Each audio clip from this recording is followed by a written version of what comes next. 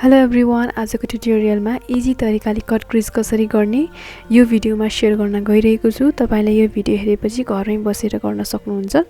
भिडियोलाई अन्तिमसम्म हेर्नु होला। च्यानलमा नयाँ हुनुहुन्छ भने सब्स्क्राइब गरेर साथ दिनु होला। मैले चाहिँ यहाँ आई बेस गरिसके। आई बेस गरेर मात्र आईस्याडो अप्लाई गर्नु होला र म कोकोभेनस को आईस्याडो प्यालेट लिन्छु र त्यहाँ भएको डार्कर शेड लिएर आउटर भी मा अप्लाई गर्छु पेन्सिल ब्रशले र थोरै इनर कर्नरमा पनि त्यही कलर लिएर अब फ्लफी ब्रश लिएर चाहिँ लाइट कलरको स्याडो लिएर माथि ब्लेन्ड गर्छु ताकि हार्श एजेसहरु नबनोस् भनेर स्मुथ देखियोस् भनेर माथि ब्लेन्ड गर्छु राम्रोसँग।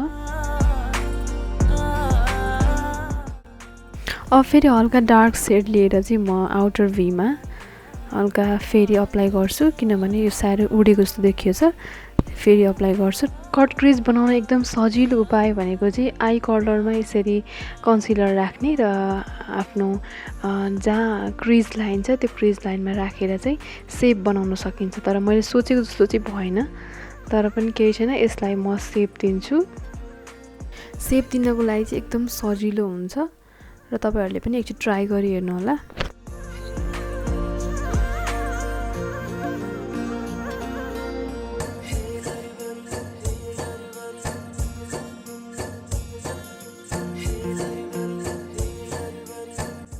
एकदम क्यूट आईस्याडो प्यालेट छ। एकदम स्याडो पनि पिगमेन्टेड छ। यो चाहिँ मलाई दिदीले दिनुभएको थियो।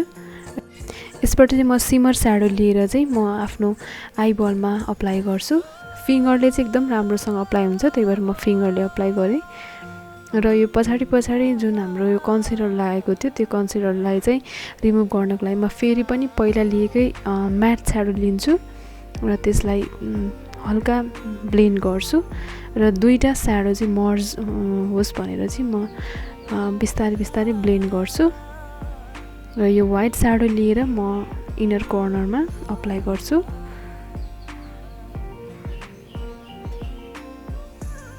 र दुईटा लाइन नदेखियोस्, एजेस नदेखियोस् भनेर चाहिँ म एकदम राम्रोसँग ब्लेन्ड गर्छु। एक आपसमा चाहिँ मर्ज गर्छु ताकि स्मुथ देखियोस् भनेर।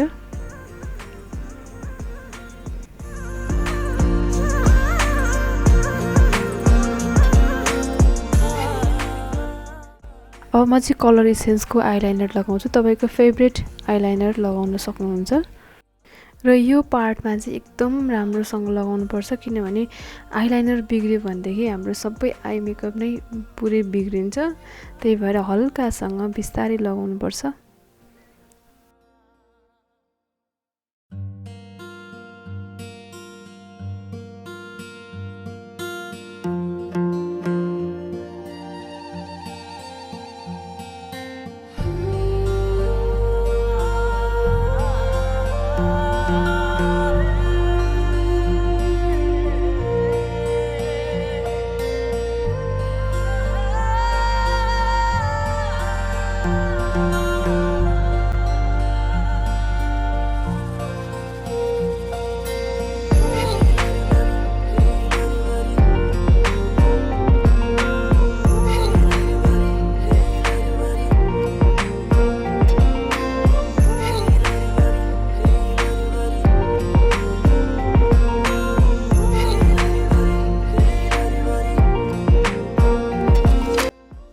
अल टाइम फेभरेट ल्याक्मी को काजल लगाउँछु अब म लोअर ल्यास लाइनमा। राम्रोसँग अप्लाई भइसकेपछि म फेरि पनि पेन्सिल ब्रश लिएर पहिला लिएकै म्याट स्याडो लिएर तल पनि त्यसै गरी नै अप्लाई गर्छु।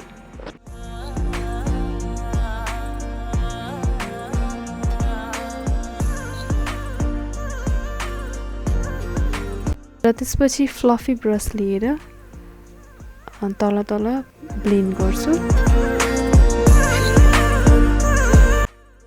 आई कर्ल गर्छु र आई कर्ल गरिसकेपछि त्यही प्यालेटको स्याडो व्हाइट स्याडो लिएर चाहिँ म हाइलाइटको लागि चाहिँ अगाडि इनर कर्नरमा र ब्राउ बोनमा अप्लाई गर्छु र मैले चाहिँ यहाँ ल्यासेस अप्लाई गरिसके अफ क्यामेरामा।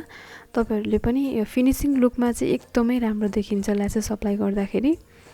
तपाईहरुलाई नेचुरल चाहिएको छ भने चाहिँ ल्यासेस अप्लाई नगर्दा पनि हुन्छ।